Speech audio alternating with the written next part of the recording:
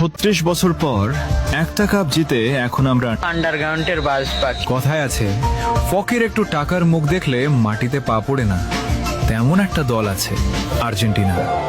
2022 বিশ্বকাপ জেতার পর এমন ভাব ধরছে মনে হয় ফুটবলের জন্মটাই বুঝি 2022 সাল থেকে হয়েছে। এখন তারা অন্য কোনো দলকে দলই মনে করে না। তাদের ভাব এমন, বাকি সবাই মাঠে শুধু হাজিরা দিতে আসে। ব্রাজিলের 5টা বিশ্বকাপের কথা বললে বলে ওগুলো তো অনেক আগের। আরে ভাই, পুরনো বলে ইতিহাস কি ডিলিট হয়ে যায় নাকি? তারপর আবার বলে সব বাপদাদার অর্জন। আচ্ছা ভাই, ইতিহাসের কথা তুললে পুরনো কথাই তো আসবে। আর তোমাদের ইতিহাসে তো ডিয়েগো মারাদোনার সেই হাতের গোলের গল্প আছে। তবুও এত ভাব।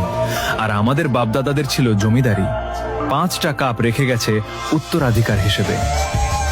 If you don't mind, Argentina সাপোর্টাররা কি আবার